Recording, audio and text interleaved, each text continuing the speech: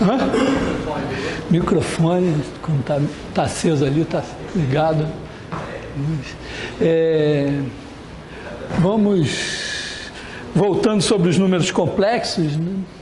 Então, revendo.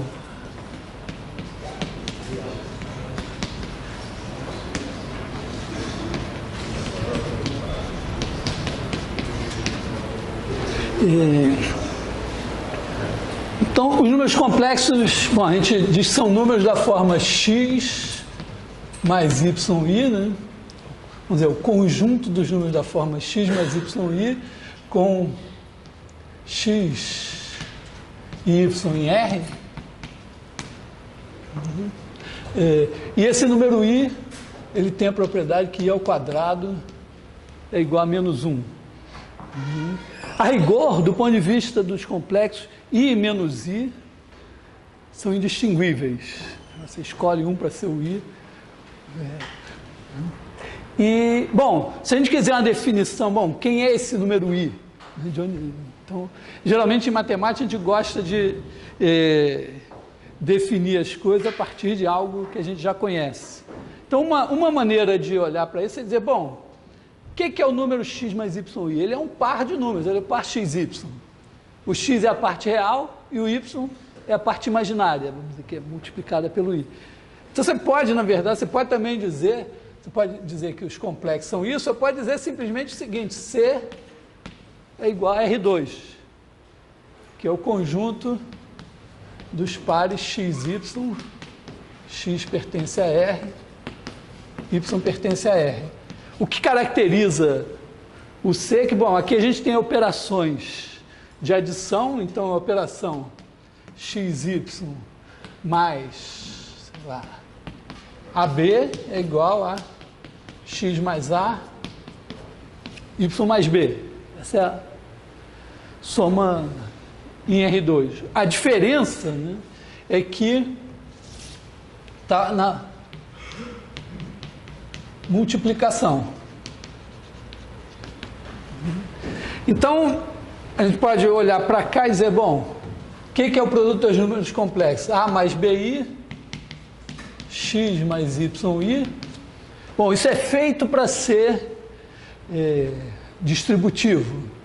Então, isso aqui vai dar AX menos BY mais I, que multiplica BX mais AY. Então, a gente pode, vamos dizer, imagina que você quer programar um computador para multiplicar números complexos. Então, você vai ficar gastando, inventando I. Você diz para o computador, o número complexo é o par XY. E você define a operação AB multiplicado por XY. É isso aqui, ó. Não tem que inventar nada. AX menos BY é o que vai estar na parte real. E na parte imaginária, BX mais AY. Tá? Depois você pode... Então você ensina, programa o computador assim. E se na hora de escrever o número você quiser que saia dessa forma, é só você dar a instrução para na hora que tiver... Na hora de imprimir o AB, em vez de imprimir AB, você imprime A mais BI. Tá? Mas do ponto de vista do funcionamento interno é esse aqui. Então, é isso. Os números complexos são isso. É claro que...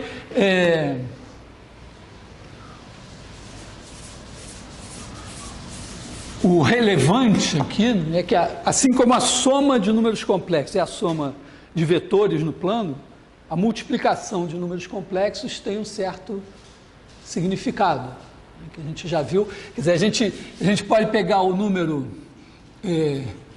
A mais BI e escrever como ρ cosseno alfa mais I seno alfa. Isso aqui... assim, né? A, BI. Aqui é o alfa. esse tamanho daqui é o ρ. Então, o A é igual a ρ cosseno alfa e o B é igual a ρ seno alfa. Da mesma forma, se você pegar aqui o XY, né? X, Y, I. Então aqui você tem um ângulo θ, e aqui você tem um tamanho dele, módulo dele, que é R. Então você vai escrever x igual a R cosseno θ, y igual a R seno θ. Então você tem isso aqui, x mais yi é igual a R cosseno θ mais I seno θ. E aí, na hora que você multiplicar, você pode fazer essa multiplicação, fazer todos os detalhes da história, mas todo mundo, cada uma das parcelas que no fim você vai ter ρ e vai ter R.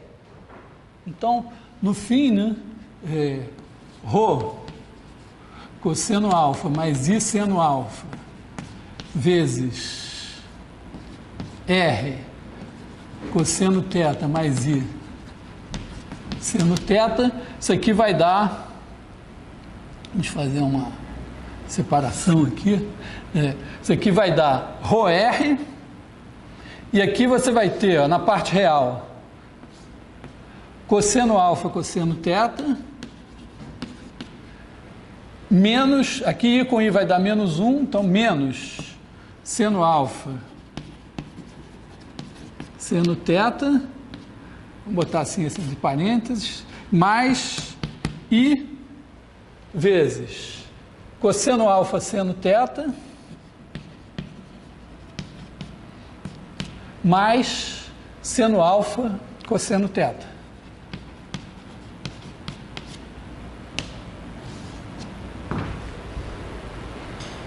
E aí,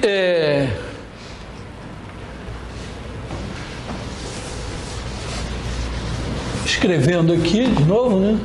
Rho cosseno alfa mais I seno alfa vezes R cosseno θ mais I seno θ, isso daqui é igual a ρr. Aí esse cara daqui é cosseno alfa mais θ, e esse daqui é o seno de alfa mais θ.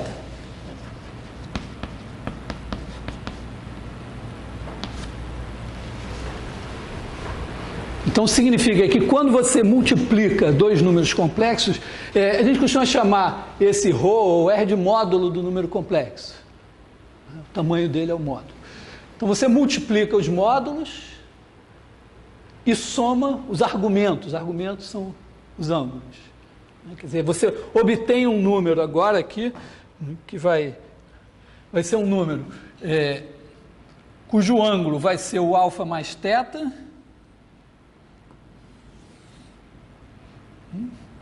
Aqui você vai ter alfa mais θ, e esse tamanho daqui vai ser ρr. Esse é o produto dos números complexos. Essa vamos dizer, é a grande diferença entre os complexos e simplesmente o R2. Quando você pensa no R2, você não pensa que tem a multiplicação, mas no fundo os complexos são o R2 com uma multiplicação. Claro que não é muito poético pensar os complexos como R2 com aquela multiplicação que eu defini. Acho que é mais legal pensar assim.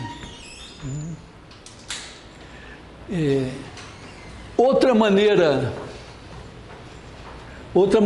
de ver isso que eu falei, que você pode também pensar que quando você multiplica, quer dizer, quando você multiplica um número complexo, pensa assim, o x mais yi como sendo um número complexo aqui. Aí você olha o a mais bi como um número complexo que está multiplicando esse. Então o efeito de multiplicar esse por esse é o seguinte, você multiplica o módulo dele por ρ e roda ele de alfa. Você pode pensar assim, né? A mais BI multiplicando x mais y faz o seguinte, multiplica o módulo por ρ e gira de alfa, onde esse cara daqui é ρ cosseno alfa mais i seno alfa. Tá? Então isso permite também a gente pensar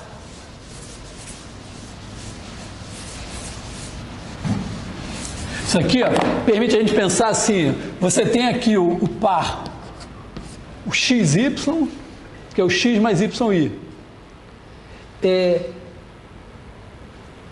Ele está sendo multiplicado, ó, por ρ cosseno alfa, seno alfa, menos seno alfa, cosseno alfa. Por quê? Isso aqui é a matriz que roda de alfa. Então é como se você dissesse, estou rodando esse cara de alfa e multiplicando o resultado por ρ. Uma maneira de chegar aqui é também dizer assim, ó, multiplica por A, B, menos BA, o XY. Qual é o resultado disso? Vai dar AX menos BY e BX mais AY. Que é exatamente, né, o que seria, se você fizer A mais BI por X mais YI, vai dar AX mais BY na parte real, mais I, AX menos BY na parte real, né? Mais I que multiplica BX mais AY. Então é como se você estivesse multiplicando esse vetor por essa matriz. E essa matriz aqui, ó, você pode... Quem é o módulo desse cara? É raiz de A2 mais B2. Então vamos escrever assim, ó, raiz de A2 mais B2, A sobre raiz de A2 mais B2, B sobre raiz de A2 mais B2, menos B sobre raiz de A2 mais B2, A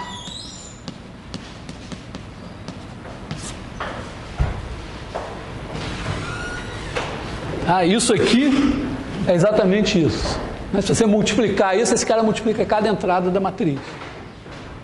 E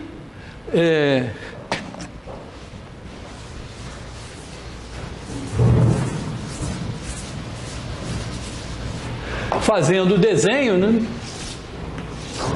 Você pegar aqui esse cara, A, B, isso aqui, ó, ρ é igual a raiz de A2 mais B2. Se esse cara daqui é alfa, cosseno alfa é igual a A sobre raiz de A2 mais B2. E o seno alfa é igual a B sobre raiz de A2 mais B2. Então essa matriz aqui é exatamente essa daqui. Então estou fazendo uma revisão, incorporando várias maneiras de olhar, né, a multiplicação por um número complexo.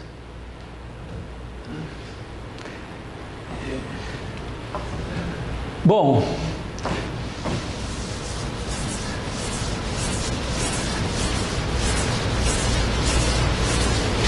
feito isso, essa maneira de representar, então a questão é a seguinte, a gente pode representar um número complexo nas coordenadas cartesianas ou nas coordenadas polares. As coordenadas polares é isso, você pega um ponto, quer dizer, do plano e representa por esse tamanho R, que em princípio a gente supõe positivo, e um ângulo θ, que pode ser esse θ negativo aqui, ou pode ser esse θ positivo aqui. Eles têm o mesmo seno e cosseno. Então, aqui você tem, vamos dizer, Rθ, são as coordenadas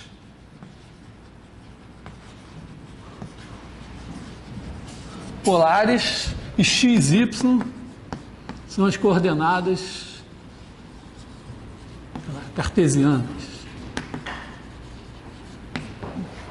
É claro daqui que R é igual a raiz de x ao quadrado mais y ao quadrado, e que x é igual a R cosseno θ, y é igual a R seno θ. O θ, então com R e θ você obtém x e y facilmente. Já com x e y, para obter θ, bom, θ é o ângulo cujo cosseno é x sobre R, cujo seno é y sobre R. Tem infinitos, porque você pega um ângulo, soma 2π, ou subtrai 2π, soma 200π, ou subtrai 188π, dá o mesmo seno, o mesmo cosseno.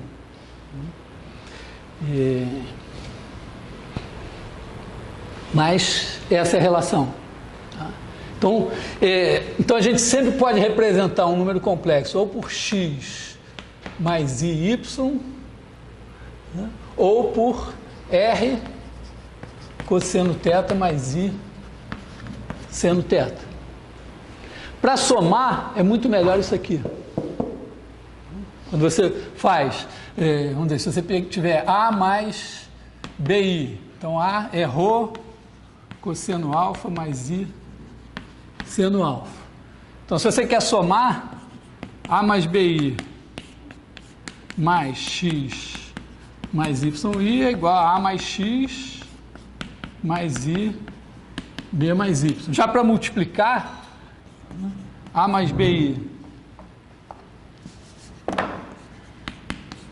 vezes x mais yi, é melhor pensar assim, né? ρr cosseno alfa mais θ mais i seno alfa mais θ. Vamos dizer, aqui a gente enxerga talvez melhor do que se a gente escrever isso aqui, né? ax menos by mais i bx mais ay.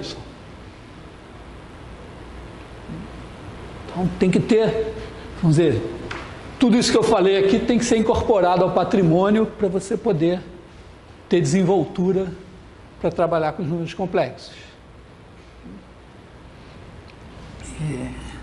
Bom,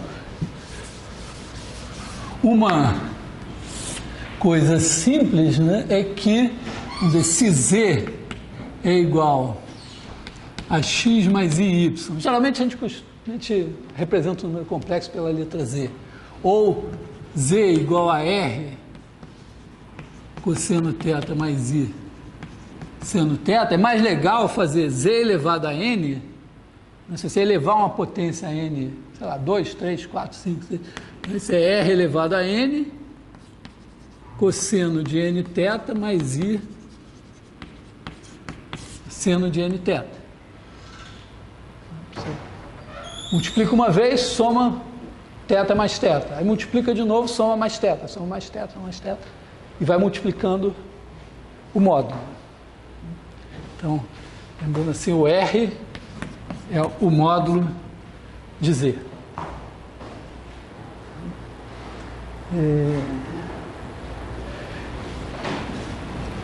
Então, voltando sobre as raízes enésimas,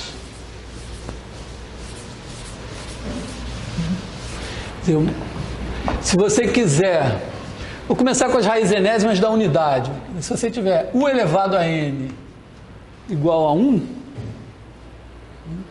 bom, é preciso que o módulo de u tem que ser 1, porque o módulo de u elevado a n tem que ser igual a 1. Então, eventualmente, se n for par, o módulo de 1 poderia tentar ser menos 1, mas como ele tem que ser positivo, não pode. Então, o U vai ter que ser igual a cosseno θ mais I seno θ. E, claramente, né, U elevado a N vai ser cosseno de Nθ mais I seno de Nθ. Então, esse cara daqui vai ter que ser 1 e esse cara daqui vai ter que ser 0, porque isso aqui é 1.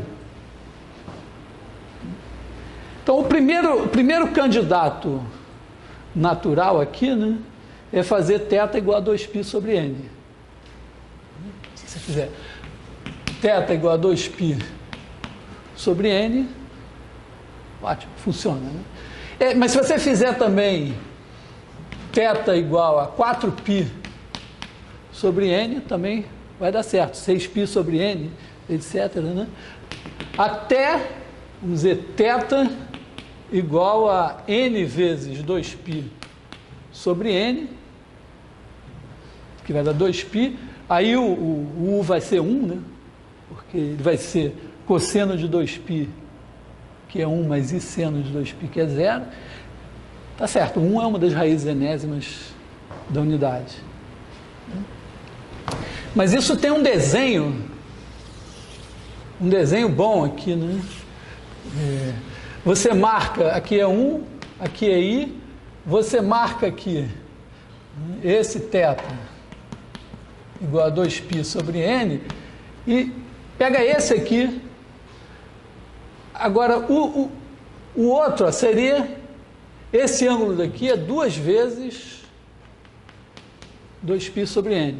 Quando você tiver aqui θ igual a K vezes 2π sobre N, é K vezes esse daqui. Então, se você olhar para o segundo aqui, você tem 2π sobre N e 2π sobre N. É como se fosse esse cara, como se fosse, não, é ele vezes ele. Se você chamar esse cara daqui de U, que sai esse sendo U, esse daqui é o U ao quadrado. Depois você bota mais θ aqui, tem U ao cubo. Vou tirar o I daqui que ele está me atrapalhando. E assim vai. U à quarta, até que o U a enésima é 1. Então as raízes enésimas da unidade, então a gente pode escrever assim, né?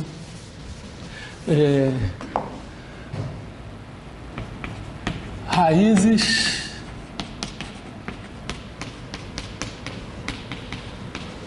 enésimas de 1. Pega U igual a 2π sobre N. N aqui é igual a 1, 2, 3, alguma coisa assim, né? Então, U igual a 2π sobre N, e aí você tem U ao quadrado, U ao cubo, U elevado a N menos 1 e 1. Tem N raízes enésimas da unidade, né? Que estão numa PG de razão U.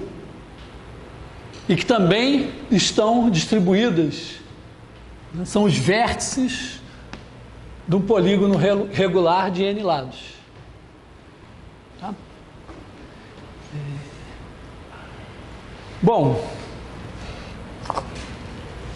então, só lembrando, né, se você fizer 1 mais U, mais U2, mais U ao cubo, mais U elevado a N menos 1, isso aqui soma como uma PG. Né? Você faz o último termo multiplicado pela razão, U elevado a N menos 1 sobre U menos 1. Como esse U foi escolhido, a menos que N seja igual a 1, vou até excluir o o n igual a 1 da história aqui, né? A menos que o n seja igual a 1, esse u é diferente, né? Aliás, aqui escrevi 2π sobre n, mas não é o u que é 2π sobre n, né? Ele é cosseno de 2π sobre n mais i seno de 2π sobre n.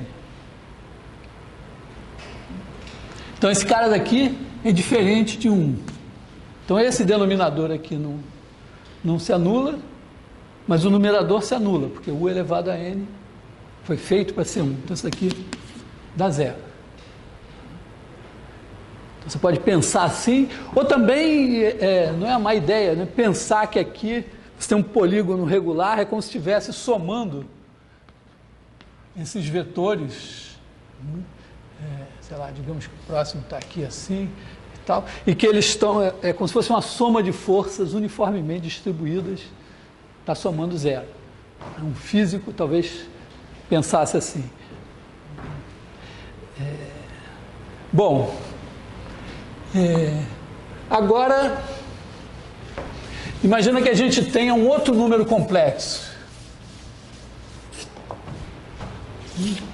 Vamos imaginar aqui no plano complexo. Vou chutar um cara assim, tá? Sei lá, W. Então esse W tem aqui um tamanho que é um certo R e um ângulo aqui que é um certo θ. É fácil achar uma raiz enésima de W olhando para isso, né? A gente escolhe um cara assim, ó, pega o θ, divide por n. Aqui a gente vai ter θ dividido por n. E pega esse sujeito aqui, onde esse tamanho daqui, ρ, é igual a raiz enésima de R. Então, se você escrever aqui esse, sei lá, o zero, chama esse cara aqui de o zero, sem muita convicção nesse nome, digamos, o zero. Então, o zero é igual a raiz enésima de R, cosseno de θ sobre n, mais i seno θ sobre n. Quando você fizer o zero elevado a n, vai dar R cosseno de n vezes isso, cosseno θ mais i seno θ, que é igual ao nosso W. Tá?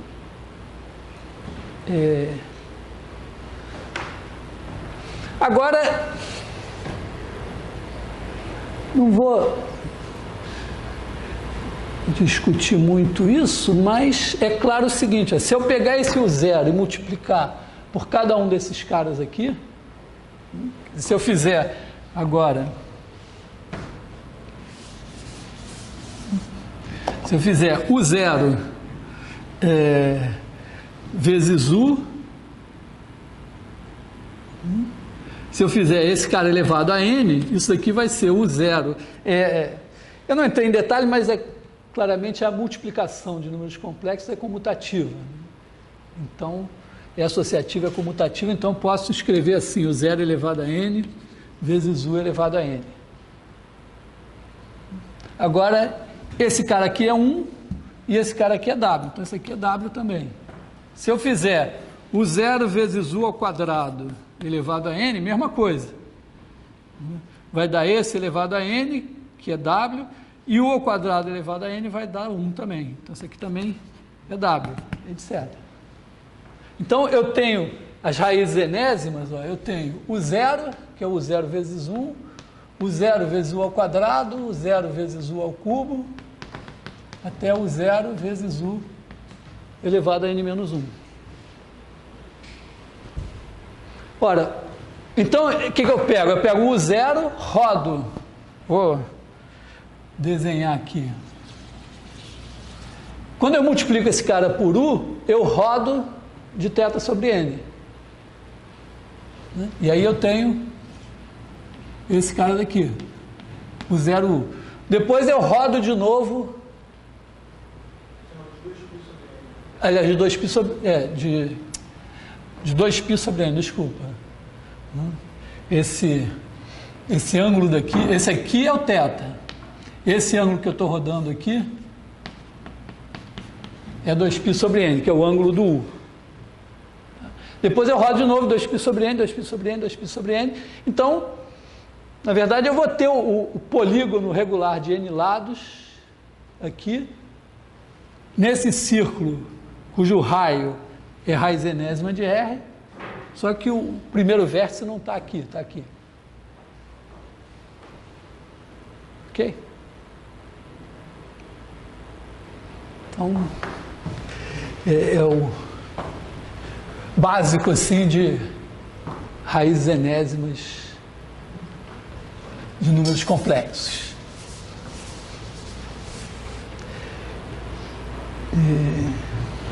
Bom, eu não vou responder essa pergunta aqui, mas eu mostrei que um número complexo tem n raízes enésimas. Acho que no caso da unidade eu mostrei que só tem n, né? Agora, num complexo qualquer, eu mostrei que tem n. Será que poderia ter mais do que n? A resposta é claro que não, mas dá uma pensada assim. Então, um número complexo ele tem exatamente n raízes enésimas. Bom, coisas úteis ainda sobre números complexos se você tem o z igual a x mais i, y, a gente costuma representar por z barra o x menos i, y. Então, você tem aqui o z, ele é o z refletido. Aqui você tem o x, aqui você tem yi, e aqui você tem menos yi. Isso é útil, assim, de vez em quando, muitas vezes. Por exemplo, se você fizer z vezes z barra, funciona assim, né? A fórmula a mais b vezes a menos b igual a 2 menos b2, não tem nada nela que diga que a e b tem que ser reais. Isso aqui você faz, né? A2 mais BA menos AB menos B2 cancela, isso vale para os complexos também. Então, ZZ barra é x2 menos IY ao quadrado. Só que IY ao quadrado é menos Y2. Então, isso aqui é x2 mais Y2. É o quadrado do módulo. Então, ZZ barra é igual a módulo de Z ao quadrado. Pode ver pela figura também, né? Porque aqui é o módulo de Z, é o mesmo módulo. Quando você multiplica os módulos, soma os ângulos. Uma maneira de dizer, esse ângulo é θ, esse é menos θ, somou, dá zero.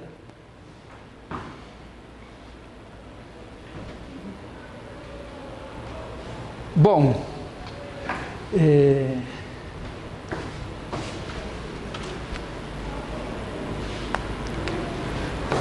depois dessa arrancada num só fôlego de revisão de números complexos, minha definição de revisão é a seguinte: revisão é quando você vê rapidamente alguma coisa que você nunca viu antes.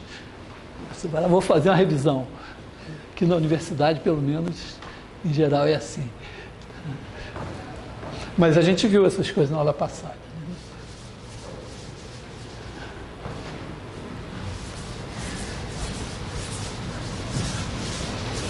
Bom, vamos falar um pouco de polinômios, porque minha meta hoje é convencer vocês da veracidade de um teorema mítico, folclórico, do qual vocês talvez tenham ouvido falar, chamado Teorema Fundamental da Álgebra, que diz que todo polinômio tem raiz complexa.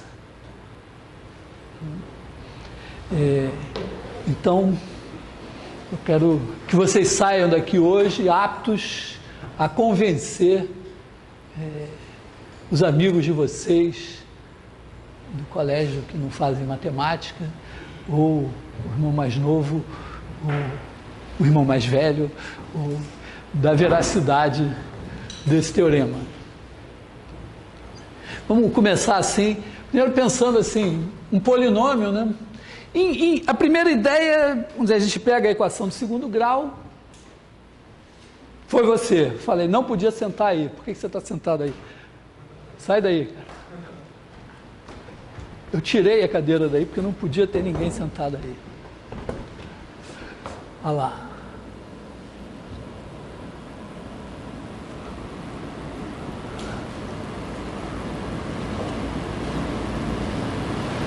Bagunçou bastante, hein?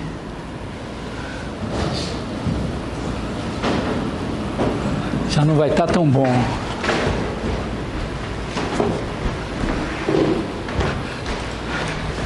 Pedindo desculpas aos nossos telespectadores pela nossa falha.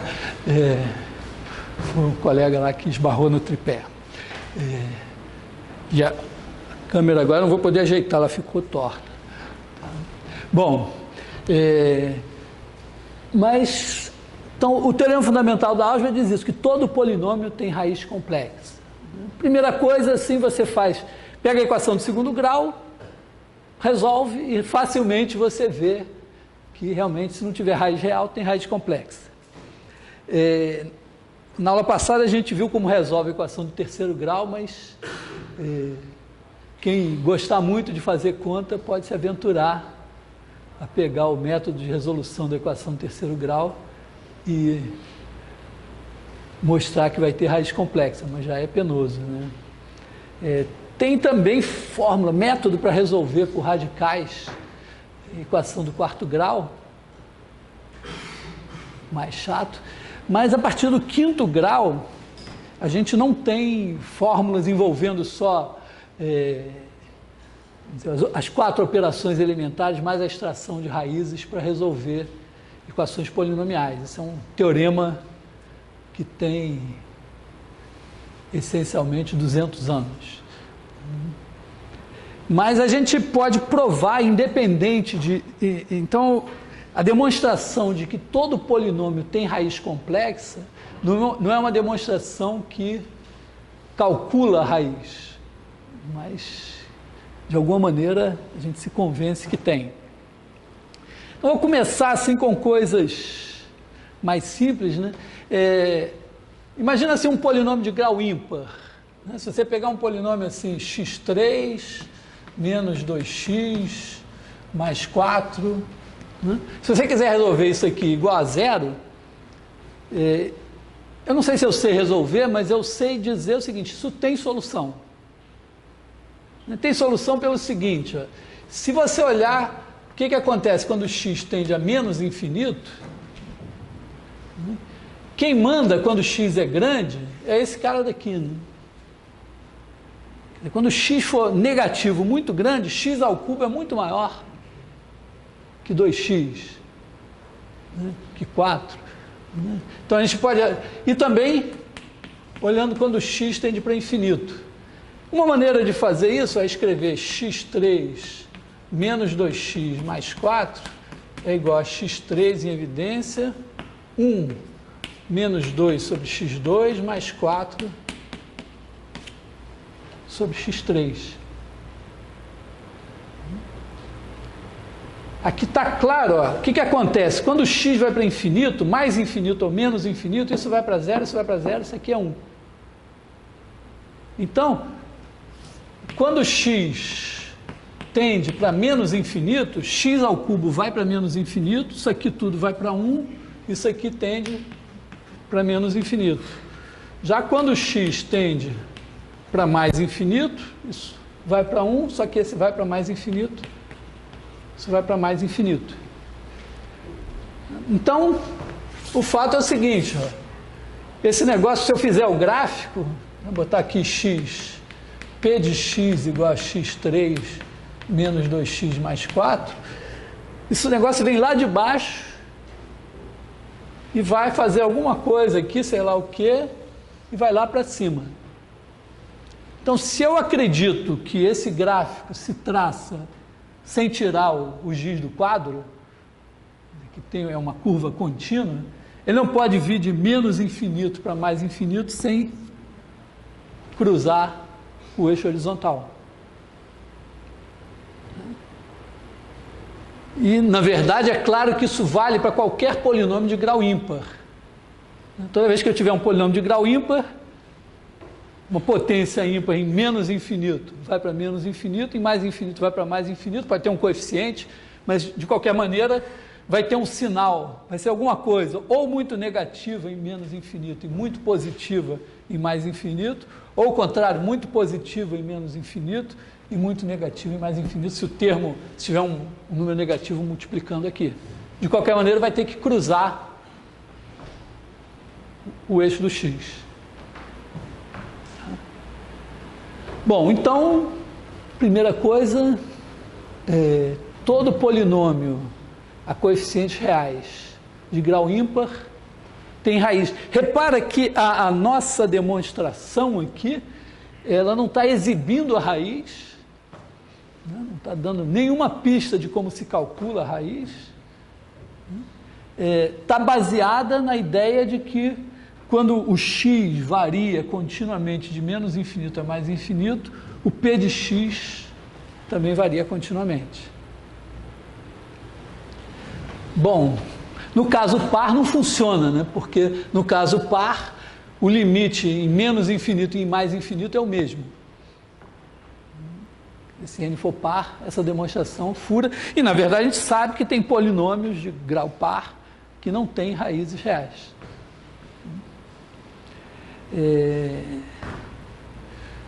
Muito bem.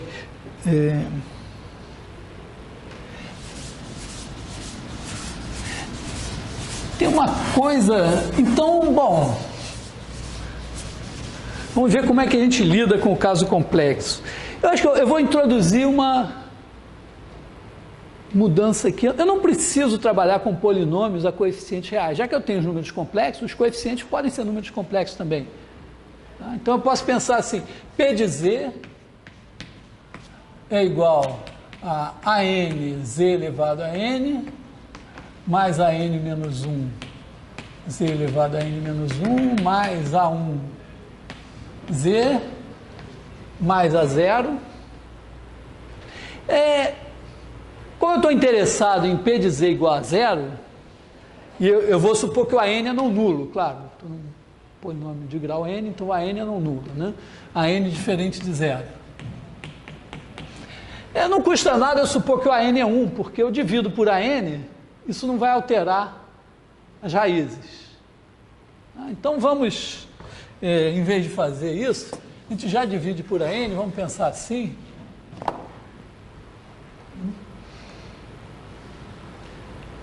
Tem uma coisa que é parecida, né? É o seguinte, P de z, eu posso fazer z elevado a n, botar em evidência, botar aqui 1, mais AN menos 1 sobre z,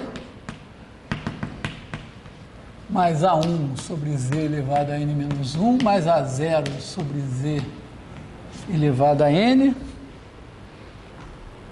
Bom, 1 sobre z, né? A gente sabe que z vezes 1 sobre z é igual a 1. Então, se o z vai para infinito, se o módulo de z tender para infinito, como o módulo do produto é o produto dos módulos, né? Então a gente tem módulo de z vezes módulo de 1 sobre z, isso daqui é igual a 1. Então módulo de 1 sobre z tende a 0. Aliás, o 1 sobre z a gente pode calcular assim, ó. Se você tem z igual a x mais y, o 1 sobre z, uma maneira simples de fazer é o seguinte, você faz z barra sobre z barra. É como se multiplicasse em cima e embaixo por z barra. Qual a vantagem? O z barra eu sei quem é, e o z barra é o módulo de z ao quadrado. Então isso aqui é x menos y sobre x2 mais y2. Então também dá para ver, né, que se o x, vamos dizer, se esse x mais y tende para infinito, um dos dois, o x ou o y, vai para infinito, mas o x2 mais y2 vai mais rápido. Isso vai para zero. Bom, mas 1 sobre z vai para zero. Então, ó, o que acontece aqui? É a mesma coisa. Esse cara daqui vai para zero, esse cara daqui vai para zero, esse cara daqui vai para zero, se z tende para infinito. Se é módulo de z tende para infinito. E todos os outros também.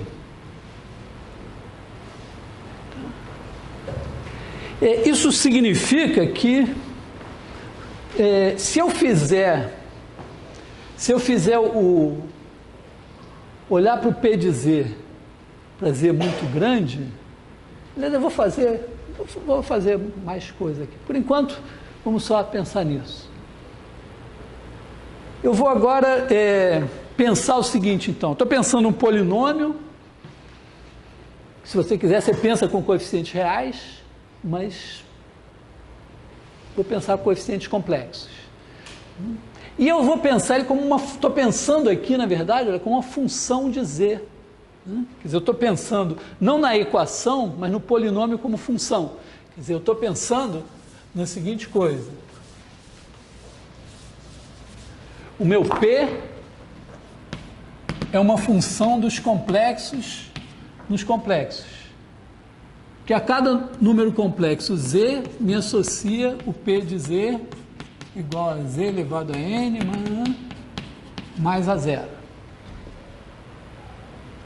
Olha, se eu tiver paciência de separar em x mais em y todo mundo, a mais bi, sei lá o quê, isso eu posso ver também assim, né? P é uma função de R2 em R2, do plano no plano.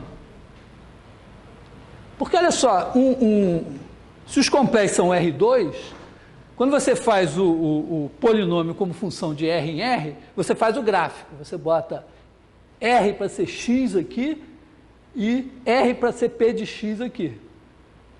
Aí fica lá. Se fosse os complexos, você tem um problema. Você precisaria de um plano para o Z e outro plano para o P de Z, mas não vai caber em R3. Mas vamos recuperar a ideia de função, aquela ali que a gente aprendeu na creche. Não sei se é na creche que aprende isso, mas não sei, né? Mais ou menos isso, né? A função era aquela coisinha assim, né? Bons tempos, né? Você tinha lá, sei lá, as maçãzinhas aqui assim, e, sei lá, tinha as bananinhas aqui assim, e tal. Parecem mais cenouras. Aí você, a cada maçãzinha, você vai lá, associa uma bananinha e tal, e aí você vê que essa função, por exemplo, é injetora, mas não é sobrejetora, aquelas coisas assim, né? Isso funciona perfeitamente aqui, ó, porque você pode pegar os complexos, que são o R2, e botar de novo aqui os complexos, que são o R2, e pensar o P assim. Ele pega aqui um ponto Z e transforma aqui num ponto P de Z. Então, é isso. Aliás, eu vou fazer essa demonstração e o desafio para vocês é construir o software que faz essas coisas todas. Então, a primeira coisa é você, por exemplo, no GeoGebra deve ser mole, né? Você bota um plano aqui, outro plano aqui, plota pingo Z aqui, ele calcula o P de Z lá. Se você quiser fazer em C, em Java e tal, o mais legal seria você fazer o seguinte: cada vez que você botar um ponto aqui, ele sai andando até o P dele ali. Tá? Então, a ideia, a função é essa: você pingou um ponto aqui, tem o P dele lá. Tá? A gente também pode observar o seguinte. Bom, você pode botar o plano aqui. Se eu desenhar aqui uma certa curva, a imagem vai ser uma certa curva aqui. Você desenha a curva. Se você fizer o seu programa que vai pegando cada cara que você desenha aqui, desenha a imagem lá, na hora que você for desenhando a curva aqui, ele vai desenhando a imagem lá. Se você desenhar aqui uma curva fechada, chega aqui e fecha, ele vai ter que desenhar aqui de alguma maneira uma curva que fecha também. Eu estou procurando fazer essa explicação do teorema fundamental da álgebra, como ela será feita. Todos os exercícios de futurologia estão fadados ao fracasso. Mas suponhamos que não vai haver nenhuma hecatombe, não vamos acabar com a água no planeta, vamos dizer, os antibióticos não vão falhar, nada, que nós vamos continuar evoluindo nos próximos séculos. Então, daqui a 500 anos, isso que eu estou ensinando aqui, estou mais ou menos mostrando como será ensinado para as crianças de 7 anos. Vocês estão vendo que as ideias aqui são todas desenho animado, né? Tá? Então, um polinômio, ele pega um pontinho no plano, leva num pontinho no plano. Pega uma curva, leva numa curva fechada, uma curva fechada. Bom, o que é resolver essa equação? É dizer, bom, eu quero isso igual a zero. Então, eu estou procurando, está aqui o zero, eu estou procurando um ponto aqui que é elevado lá no zero. Eu vou fazer essa procura, já que eu tenho um computador, eu vou fazer essa procura assim, eu varro toda a tela, eu mando o computador ir calculando pixel a pixel aqui, calculando a imagem lá, até achar um que vai em zero. Mas eu vou fazer isso de uma maneira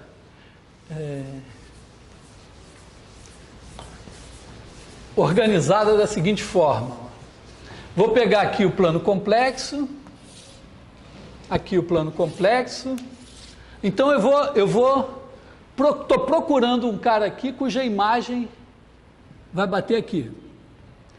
Então eu vou fazer o seguinte, ó, eu parto aqui da origem e vou pegando círculos concêntricos de centro na origem, com o raio aumentando continuamente, de zero até infinito. O que acontece? Bom, quando o raio é zero, é porque o z é zero. Então, obviamente, eu vou supor que o A0 é diferente de zero, senão isso aqui teria raiz nula. Então, quando o z é zero, eu venho bater aqui no A0, que é um número complexo. É um ponto do plano. Aí, quando o raio é pequenininho, esse circulinho é pequenininho, a imagem dele é uma curvinha pequenininha aqui perto. Aí ela vai, sei lá, digamos que faça uma coisa assim, não sei, é uma curvinha aqui perto do A0. Aí eu vou aumentando. Eu digo para vocês o seguinte, que na hora que esse raio vai aumentando, essa curva aqui vai andando aqui. A pergunta é, será que ela passa pelo zero? Ela pode, sei lá, ir andando e ir embora, né? Mas eu digo para vocês o seguinte, que na hora que vai aumentando, tem uma hora que passa aqui pelo zero. Aliás, eu digo que tem N horas que passa pelo zero. A gente não vai ver isso claramente aqui, mas no software que vocês vão construir, vocês vão ver. Vocês podem pedir ajuda ao professor de computação, podem fazer no GeoGebra. Se tudo der errado, eu tenho o software pronto, posso mostrar para vocês também. Por que isso vai acontecer? Olha só. Vamos considerar dois momentos, então. O primeiro momento é esse. A gente está com R pequeno, está aqui o A0, e a gente está por aqui, R pequeno.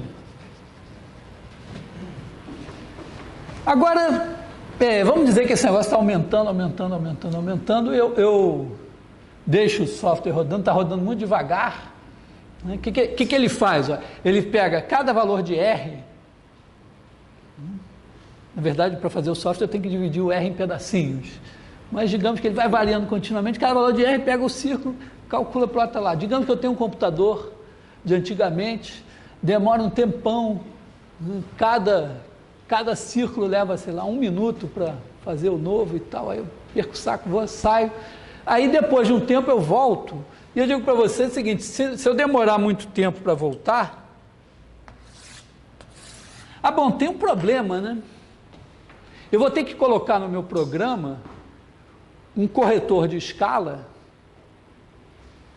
porque o que vai acontecer? Quando o Z ficar muito grande, esses números aqui ficam enormes e isso pode sair da tela. Então eu vou ter que botar um corretor de escala que mantenha sempre a minha figura dentro da tela. E aí, digamos, eu volto, depois de muito tempo eu volto, eu digo para vocês que eu vejo o seguinte, um círculo.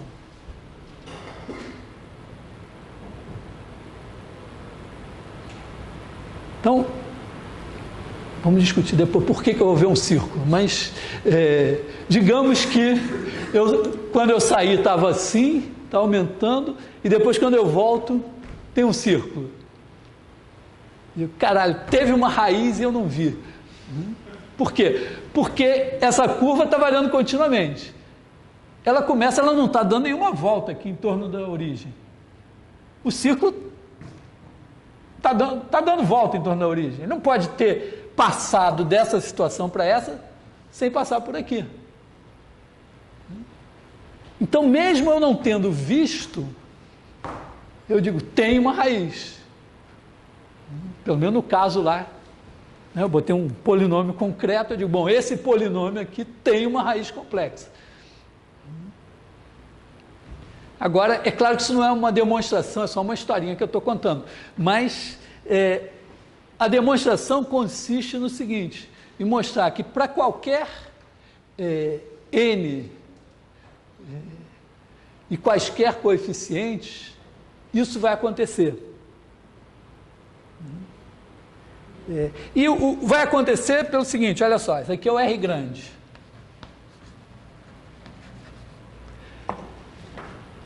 Vamos escrever esse negócio, então, da maneira como estava lá. Isso aqui é Z elevado a N, que multiplica 1 mais a N menos 1 sobre Z, mais a N menos 2 sobre Z ao quadrado. É um bom desafio entender quando é Z e quando é 2, hein? Mais A1 sobre Z elevado a N menos 1, mais A0 sobre Z elevado a N. Então, se eu pego um círculo de raio R, se o R é grande, todos esses números aqui são pequenos.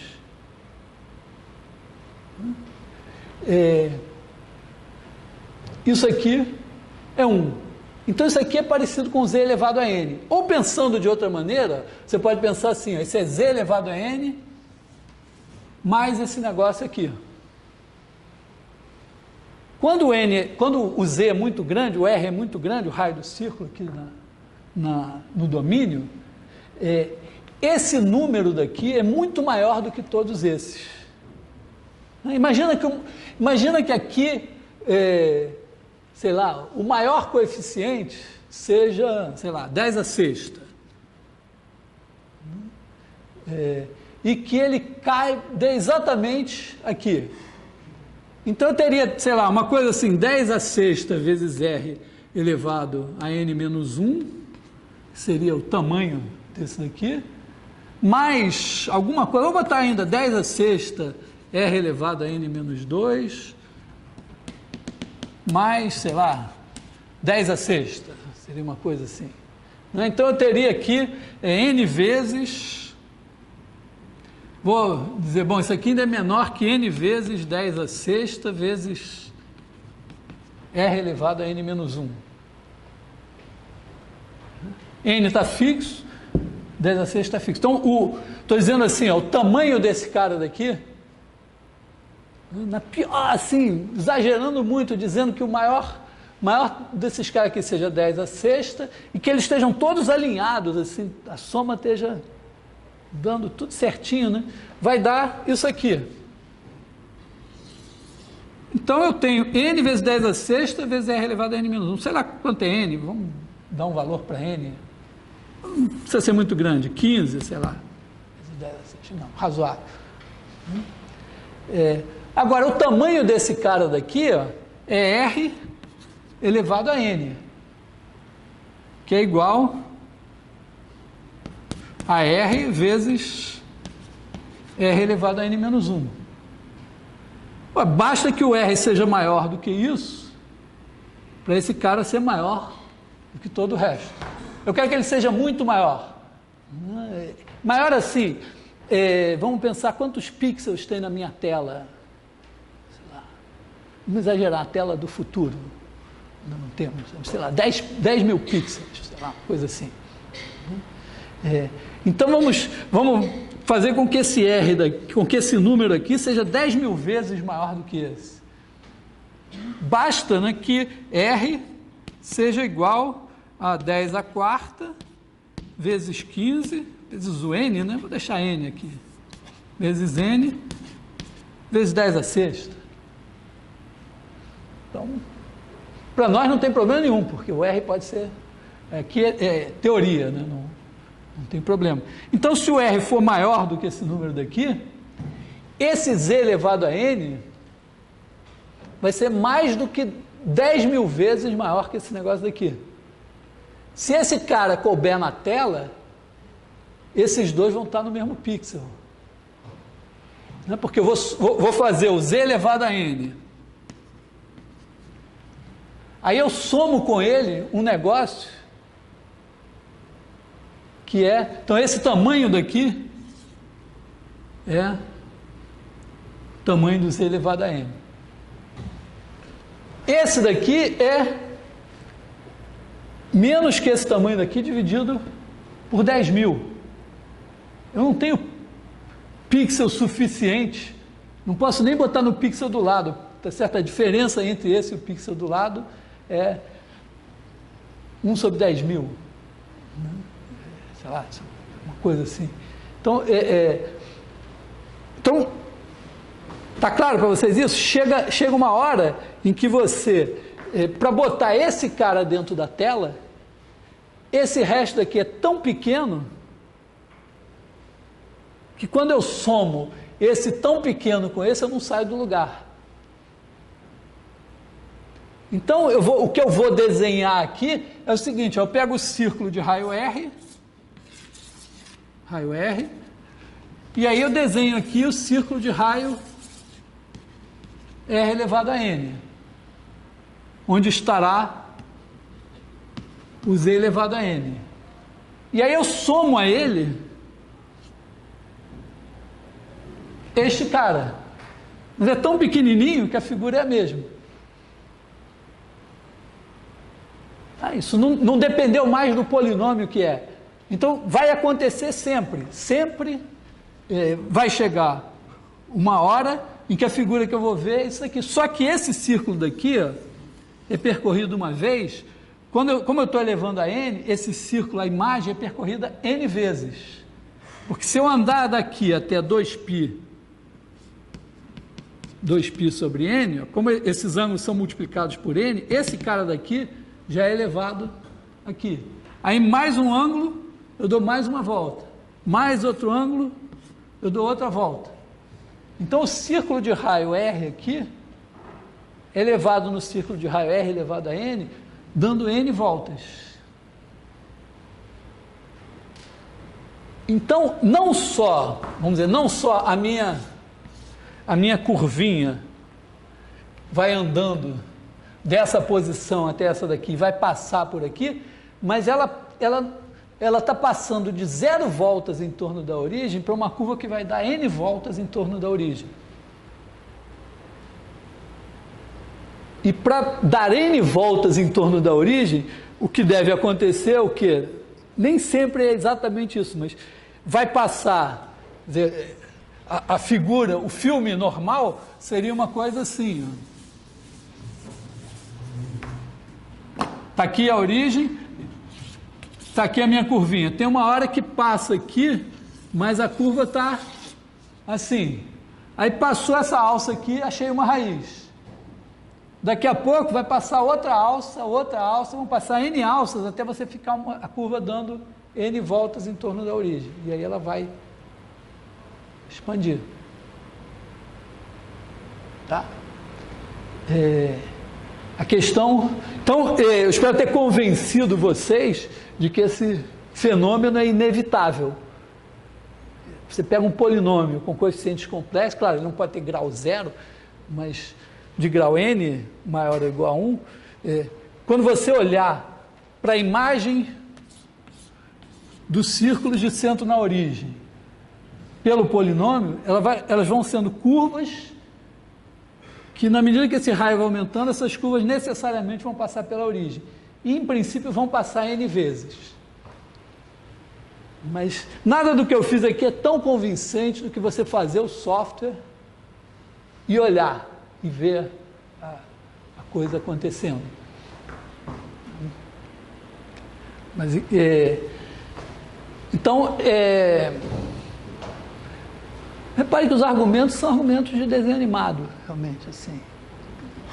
Não sei se eu coloquei um limite aqui e tal, mas, basicamente, a ideia é isso. Você tem aqui uma curvinha que vai andando, a imagem dela vai andando aqui, e a única coisa que a gente tem que fazer é provar que essa imagem não pode ir embora. Ela tem que passar, ela vai crescer assim.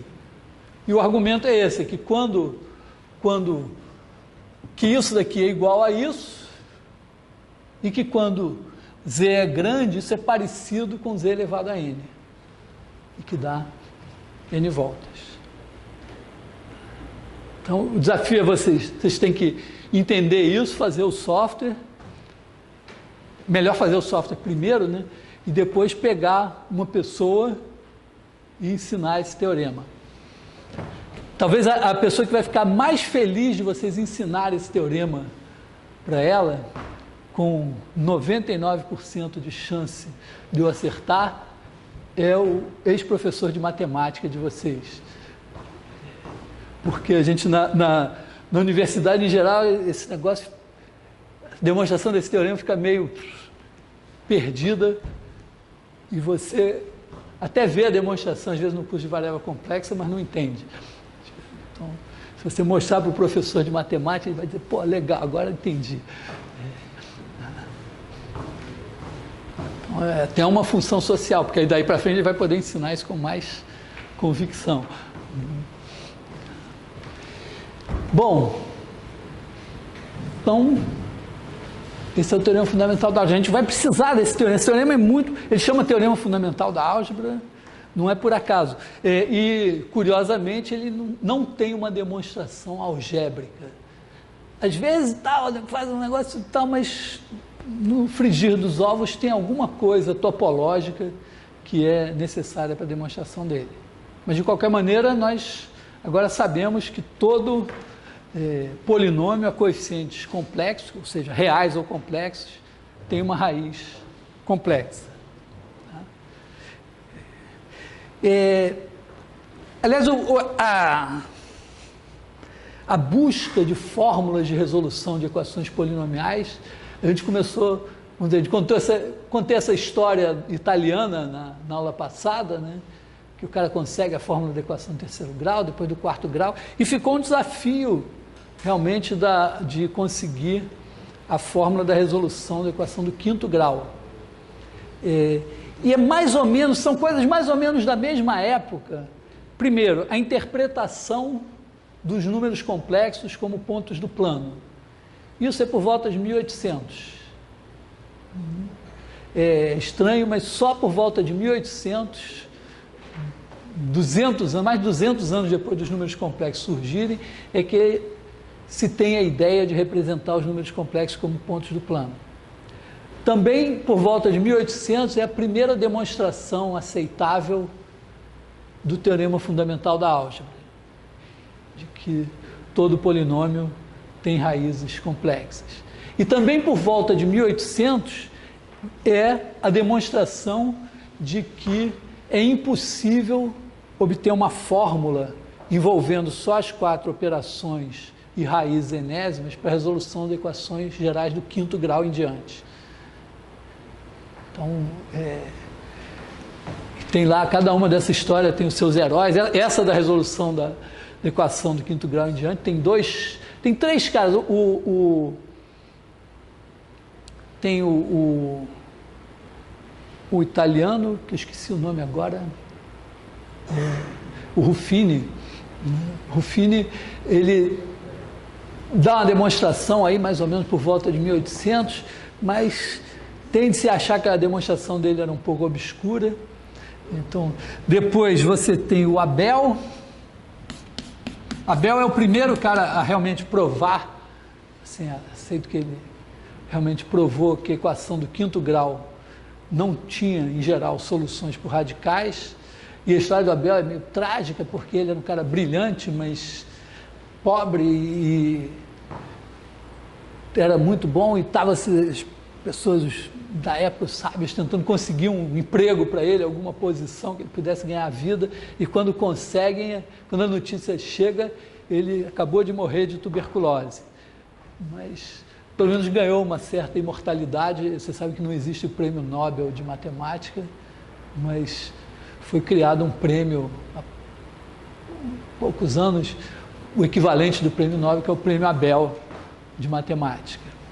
Mas a história tem o contemporâneo dele, que é o Galois, que tem uma história. O Galois fez uma coisa melhor ainda. Ele criou uma teoria que, claro, foi mais desenvolvida depois. Ele criou uma teoria que explica, de certa forma, associa a cada polinômio um grupo. Grupo é uma coisa que vocês vão ver em álgebra, mas um grupo de permutações, ele consegue dar uma explicação geral, por meio de grupos de permutações, de por que algumas equações polinomiais terão soluções por radicais e outras não. Olhando para o grupo e tal, analisando esse grupo, você consegue saber isso. E a história do Galois é um pouco mais trágica, porque ele fez isso e morreu num duelo com 20 anos. Com 20 anos ele já tinha feito essas coisas, mas morreu tragicamente num duelo. Então, vamos dizer, a história menos rocambolesca lá que a dos italianos, parece mais trágica agora. Assim. Bom, moral da história, então, eu considero que nós agora acreditamos que todo polinômio tem polinômio a coeficientes complexos, se não for constante, tem raízes complexas.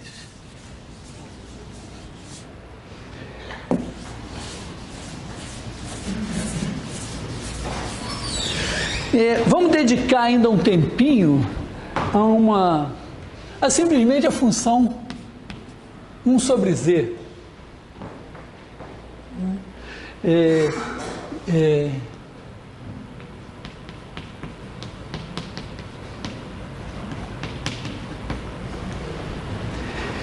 Que é o seguinte, ó, quando você faz, vou desenhar aqui no plano complexo, o círculo unitário. Se você pegar aqui o número z, você sabe que z vezes 1 sobre z é igual a 1. Então, em particular, o módulo de z vezes o módulo de 1 sobre z é igual a 1. Então, o 1 sobre z podia ser o cara aqui, tal que esse tamanho vezes z se fosse 1, mas na verdade ele é esse cara daqui, 1 sobre z. Porque olha só, se z é igual a x mais y, o 1 sobre z, como a gente acabou de ver, é x menos y sobre x2 mais y2. Então, esse cara daqui, ó, isso aqui é um número, né? Então, isso aqui é igual a 1 sobre x2 mais y2 vezes x menos y. Isso aqui não muda o ângulo de ninguém. E o ângulo do x menos y, se esse daqui é x mais IY, esse daqui. Então é o mesmo ângulo, só que ao contrário. Então 1 sobre Z, o tamanho dele é 1 sobre o tamanho de Z, e o ângulo é o mesmo ângulo, só que virado ao contrário. Então esse aqui é 1 sobre Z. Isso tem implicações geométricas pelo seguinte: tem uma transformação geométrica relativamente conhecida, que é a seguinte: você pega um círculo de centro O e raio R, e aí você pega um ponto P aqui e faz aqui o P', assim, de maneira que OP vezes OP' seja igual a R2. Repara que aqui, ó, esse ponto correspondente aqui, esse vezes esse, dá o quadrado do raio do círculo de raio 1. E essa transformação, a inversão, ela tem propriedades geométricas interessantes. Uma delas é que se você pegar uma reta aqui assim, repara, os pontos, o que essa inversão faz? Ela pega os caras que estão fora, vamos fazer com o círculo de raio 1, para ficar mais simples aqui. Todo mundo que está fora do círculo vai parar dentro do círculo, porque essa distância aqui é maior que 1, né? Se você tiver P aqui, o P' tem que estar aqui dentro, porque o produto das duas distâncias tem que dar 1. Então todos os pontos, tem uma simetria aqui, né? Quer dizer, esse ponto daqui vai parar em algum lugar assim, esse P vai parar aqui em P', e quando você vai andando até o infinito sobre a reta, a distância de O até o ponto vai para infinito. Então o P' tem que tender para a origem, porque quanto mais longe esse ponto tiver, maior esse tamanho, então menor o tamanho do correspondente aqui. Então a imagem de uma reta vai ser alguma coisa assim.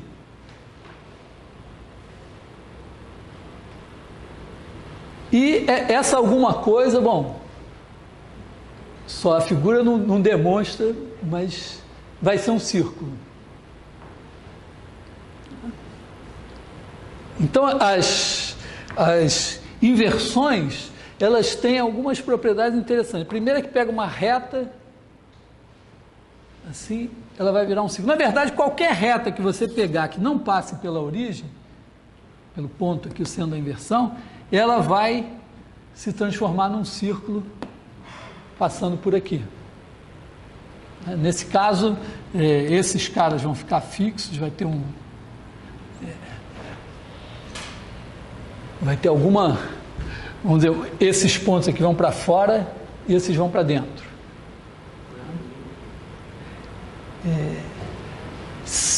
Agora também, se você tiver um círculo aqui, parece menos provável, né? Mas um círculo aqui vai parar num círculo também. Um círculo passando pela origem vai virar uma reta. Uma reta passando pela origem vai virar uma reta mesmo. Quer dizer, tem um ponto que fica fora. São propriedades geométricas meio assim estudadas e tal, mas você tem que rebolar na geometria. Uma maneira de tentar provar ou obter essas relações é usar os números complexos. Pensando da seguinte maneira: a inversão, então vamos chamar de inversão em relação ao círculo unitário, é essa função que pega cada ponto e leva nesse daqui. Como 1 sobre Z é essa inversão composta com uma reflexão, tá certo? Porque 1 sobre Z, ó, você pega o Z, inverte e depois pega o conjugado.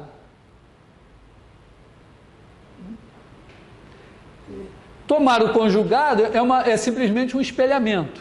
Então não altera nada da geometria, né? Quer dizer, você pegar simplesmente a função que espelha, pega o ponto xy e leva no ponto x menos y, O que for círculo vira círculo, o que for reta vira reta, passar pela origem, passa pela origem, não muda nada. Então, se eu estudar a função que leva z em 1 sobre z, se eu souber tudo sobre ela, eu saberei tudo sobre a que leva a esse ponto no 1 sobre z barra. Quer dizer, esse cara daqui ó, é 1 sobre z barra, que é 1 sobre z barra.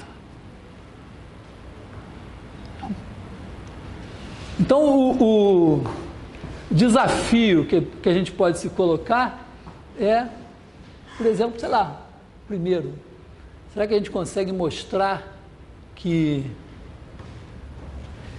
a imagem de uma reta é um círculo, a imagem de um círculo é um círculo? Acho que eu vou deixar esse desafio para vocês pensar até a próxima aula, mas a gente pode mesclar aqui ó, ideias geométricas, ideias de retas, por exemplo, imagina assim, a gente tem aqui o círculo unitário, tá aqui, então estamos aqui no plano complexo. Agora imagina que você tem uma reta. Eu posso sempre pensar que essa reta tem aqui um ponto Z0, e aqui tem um vetor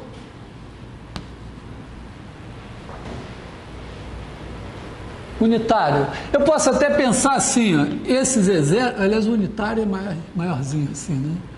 Esse Z0, eu posso dizer que ele é um certo R, né, que multiplicar AB é esse cara daqui. Vamos dizer assim, A mais BI.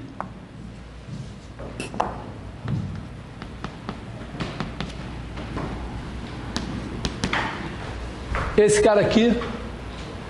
Agora, então, o mistério da Santíssima Trindade aqui ganhou mais uma entidade, né? Porque a gente pode identificar pontos, vetores, pares ordenados e números complexos. Então, transcendemos a Santíssima Trindade. Então, a gente pode pensar esse cara daqui assim, ó. E aí você pode pensar esse vetor aqui como sendo o A menos B, não, o menos B mais AI. Porque se o vetor, né, se você sabe que o vetor AB é ortogonal ao menos BA. De maneira simples, faz o produto escalar, dá zero. E ele tem o mesmo tamanho. Então, a gente poderia representar os pontos dessa reta por Z0 mais T vezes... Sei lá, vamos chamar esse cara aí.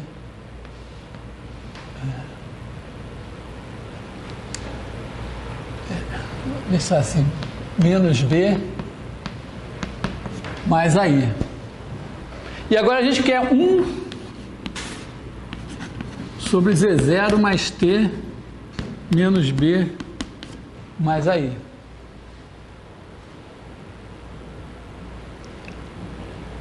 Se a gente tiver suspeita de que esse cara seja um círculo, digamos que a gente acredite que talvez seja um círculo, pelo menos assim, a minha primeira ideia, né, foi isso, esse cara veio parar aqui, na verdade, aqui assim, e aí os outros, esses dois vão mais para longe, vão fazer assim. Então isso aqui deveria ser se for um círculo, é um círculo assim. Esse cara daqui é 1 sobre Z0. Porque o Z0 é o cara mais próximo da origem. Então 1 sobre Z0 vai ser o cara mais distante da origem aqui. Então, se for um círculo, ó, isso aqui é um diâmetro. Então, esse cara daqui deve ser o centro. Então, aqui, ó, esse cara daqui é 1 sobre 2 Z0.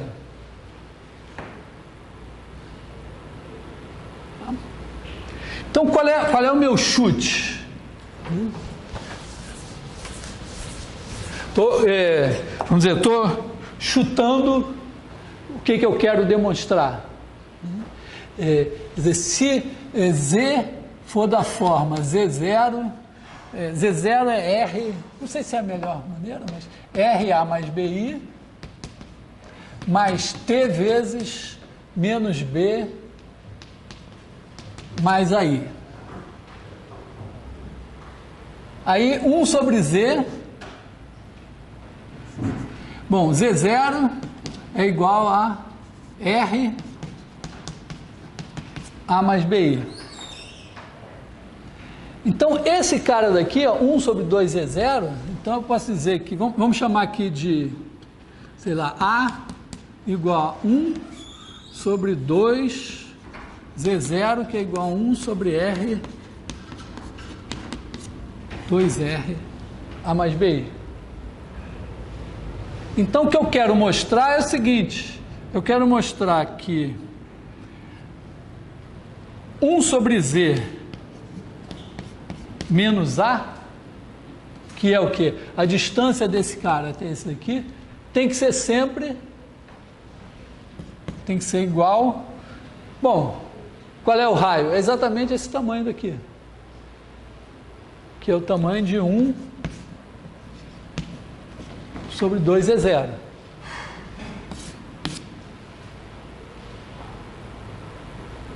Se eu mostrar isso, então, vamos dizer, eu estou chutando. Estou chutando o quê? Eu chutei que tem chances da imagem dessa reta pela inversão ser um círculo.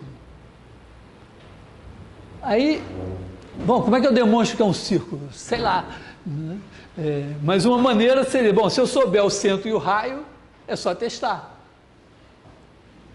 Então, se for um círculo, eu tenho certeza disso. Eu não sei se é um círculo, mas se for um círculo, o ponto é um círculo passando aqui pela origem, né? Terá que ser um círculo passando pela origem, aqui estará o diâmetro. Esse cara aqui é 1 sobre Z0. 1 sobre Z0 eu sei quem é. Esse cara aqui é a metade, eu sei quem é. Então eu posso dizer que isso aqui tem que ser verdade. Então agora é fazer a conta. Então, deixo para vocês essa ideia aqui.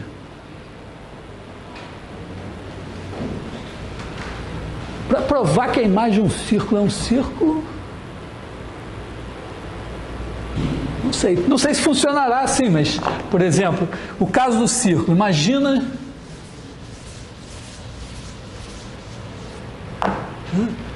assim, eu estou aqui, aí tem aqui um círculo.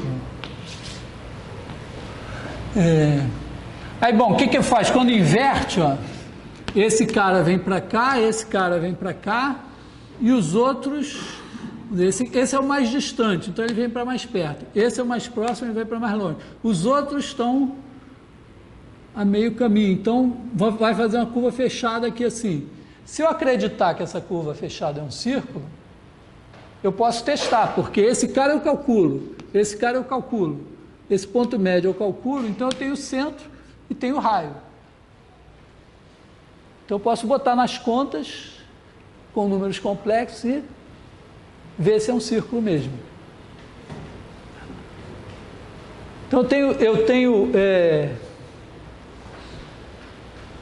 desafios aqui que seriam os seguintes, né? Fazer essas conjecturas e provar.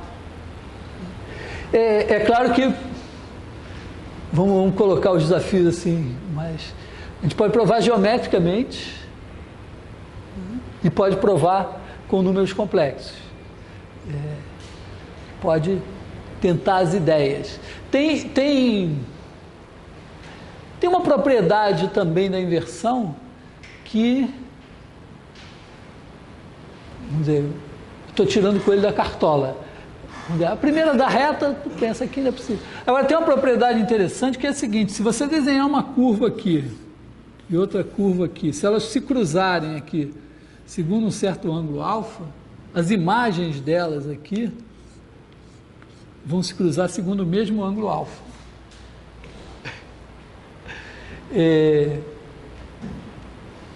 Uma maneira de, vamos dizer, de fazer isso é fazer, sei lá, para círculos, pegar dois círculos se cruzando segundo um certo ângulo alfa.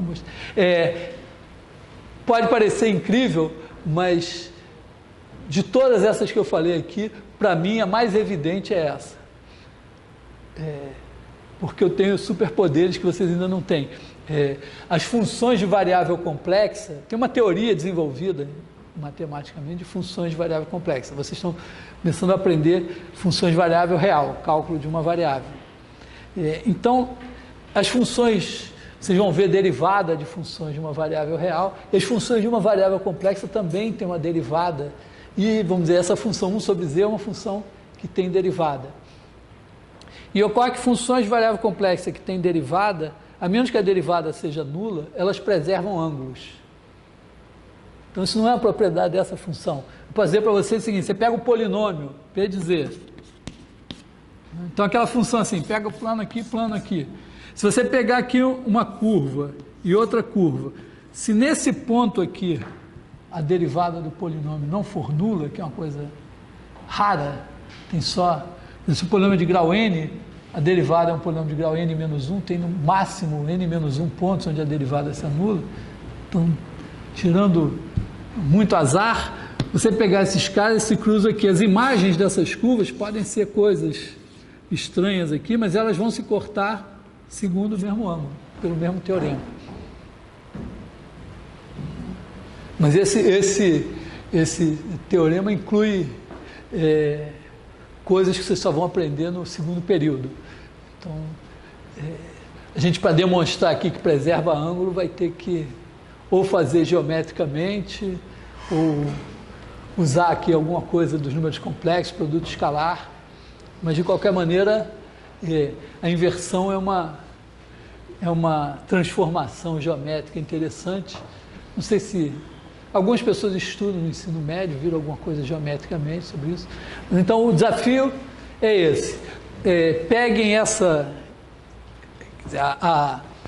A ideia geométrica, em geral, é a seguinte. Você pega um círculo de centro O e raio R. Aí, pega um ponto P... E na mesma semirreta que vai de O a P, você marca o ponto P', e a exigência é que OP' vezes OP, distância, seja igual a R2. Então, essa transformação tem todas essas propriedades que eu falei, que podem ser demonstradas geometricamente. Mas, a menos de homotetias e reflexões, ela é equivalente a levar Z em 1 sobre Z. Vamos dizer, você bota a origem, o zero do plano complexo aqui, traz esse raio para 1, é fácil ver que homotetias não vão mudar as propriedades geométricas dessa coisa, reflexões também não. Então, se você provar isso para a aplicação Z, 1 sobre Z, está provando também. Então, os números complexos oferecem também um caminho para estudar algumas coisas de geometria no plano. Aliás, a função 1 sobre z é um caso particular de transformações que a gente chama de transformações